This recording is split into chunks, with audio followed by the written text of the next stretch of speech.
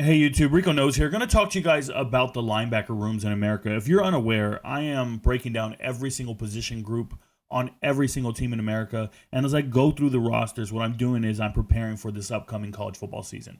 So I put it together a lot of research. I put together a lot of data, do a lot of different metrics, and I actually just show you guys the final chart. But there's a huge, I would say, formula-based thing that I do every year. It's a bunch of different charts, a bunch of inputs, a bunch of weighted stats, if you will, to get me to these numbers and then get me to the proper rankings and the assessments. And what this does is this lets us know who's going to win on a particular Saturday or who's going to cover a spread when Vegas is really wrong. That's what I'm doing here.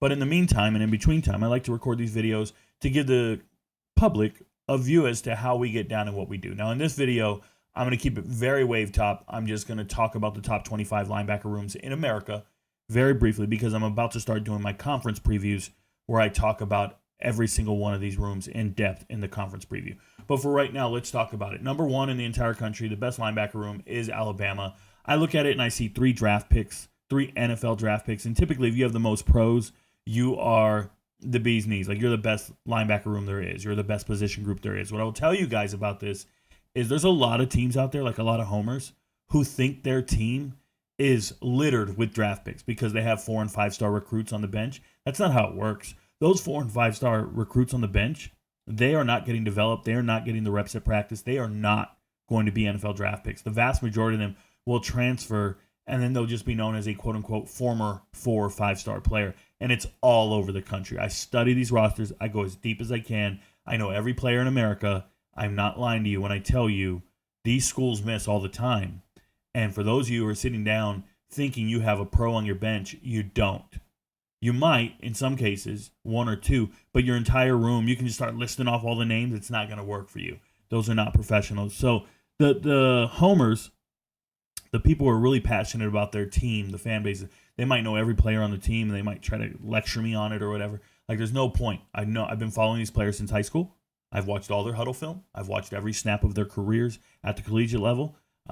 I do what I do. All right, I put in a tremendous amount of hours. Ask the MVPs. Ask the people who watch me on TikTok Live. I'm putting in, I don't want to exaggerate, it's like 16 to 18 hours a day doing this all off season long as I just keep preparing for the season. And I just go over and over and over and over again.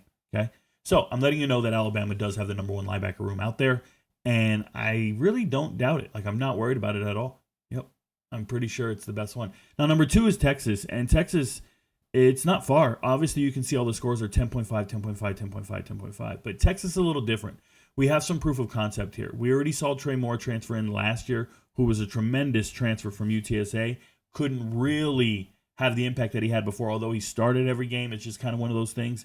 And we're still not sure how they're going to approach the linebacker room moving forward this season because I'll give you an example. They landed Brad Spence in the transfer portal. Brad Spence was my hidden gem on Arkansas last year. If Brad Spence was still in Arkansas right now, they would be a 10 in the linebacker room. They have a 9. They would be a 10 if they still had him. He departed. And according to the depth charts on our lads, now our lads isn't accurate at all. Our lads isn't, I mean, it's accurate, but it's not as accurate as it should be or as it could be. Nonetheless, they have Brad Spence 3rd string. All I can tell you is if Brad Spence transferred to Texas and he's 3rd string, it's a pretty incredible linebacker room. So they're pretty awesome. They obviously have some studs, and I'll go over all the names and all the people and all the accolades and all that stuff in the SEC preview or the ACC preview or the Big 12 preview. I'm going to do it one for every single conference. That includes the MAC, Conference USA, the American, all that stuff. All right, the next room is Michigan. 2 bona fide studs starting in the middle. There's no denying that, so you can't really get away from it. Now, remember, the metrics I used were your starters are weighted a certain amount, then your depth is really important. Do you have experience depth? Did you go out and find guys that have played before? Some teams spent the extra money to have experienced depth players as opposed to just having a recruit who's a former 4- or 5-star player who's only played special teams. There are some teams out there that went out and found senior transfers or graduate transfers that have started multiple seasons and played a number of games, and they added that experience and maturity into that position group in preparation for the games. I think it's essential. So just be aware of that. But Michigan, 2 slam dunk starters, you can't deny it. Louisville, 3 returning starters, all amazing. Their leading tackler for the last 2 years is back for a 3rd season of tackling. I'm excited for Louisville. They get a perfect 10, and they're in 5th place. Pitt, you know the deal. There's 2 guys in there that are all conference. Everybody's talking about it. So they're there at 6. 7, I have LSU here at 7. You know they got three brothers in the linebacker room, and we'll be talking about that here in the episode coming up. But what LSU really has is they have the same familiar faces every year, and it's continuity. And there's some people who will tell me like, Rico, I don't trust, I don't trust the coaching staff. I don't trust the decision making. I know it's not going to do well on a Saturday or whatever, right? Let me just tell you this: anytime LSU has lost a game,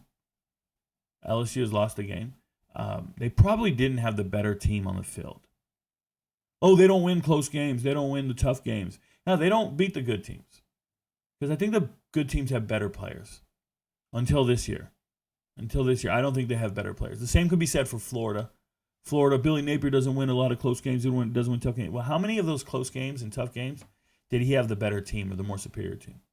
Just think about that for a second. Ole Miss returning a stud in Perkins in the middle, and they actually have two really good linebackers. So looking at the depth, though, it's just a shade off from everybody else. So that's why it's a 9.75.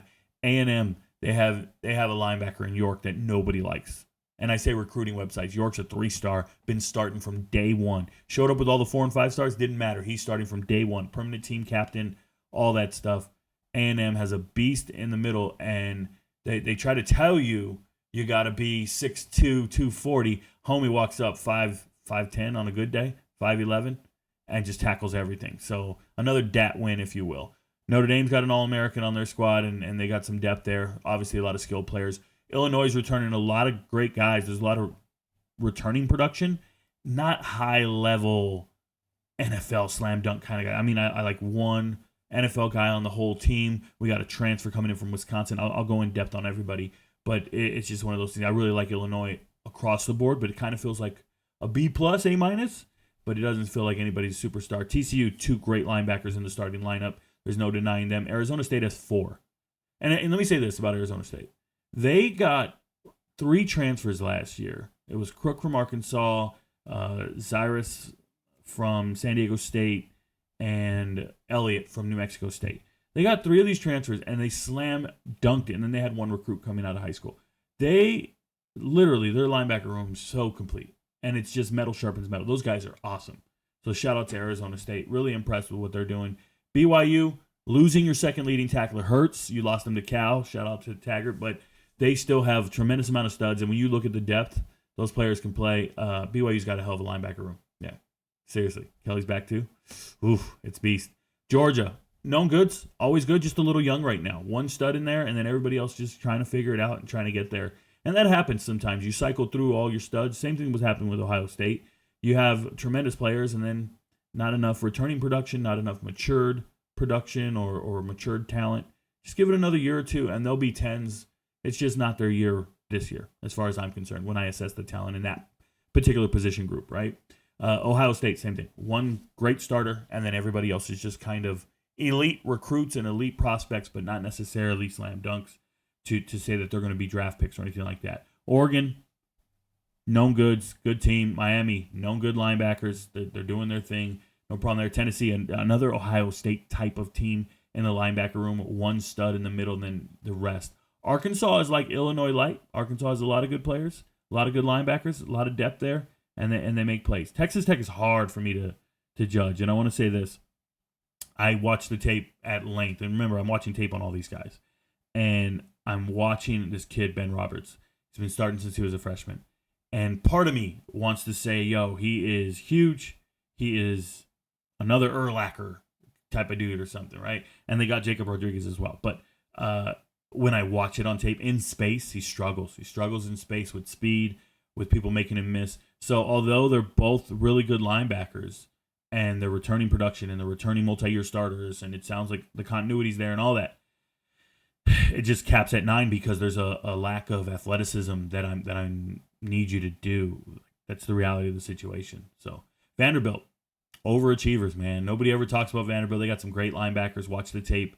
Very impressive what they're doing. K-State, meat eaters up in this joint. Cal, a tremendous linebacker room for like 2 years in a row now. Just had 1 man get drafted in the NFL draft, but they still got all their pieces, and they bring in BYU's second leading tackler to a group that's already kind of studly. Yeah, it's real. Shout out to Cal. And then Indiana, 1 slam dunk, all conference, all American, and the rest is kind of green, but they'll figure it out. I trust them. And then the honorable mentions. North Carolina is deep. They brought in a bunch of transfers, so they're all competing to try to figure it out.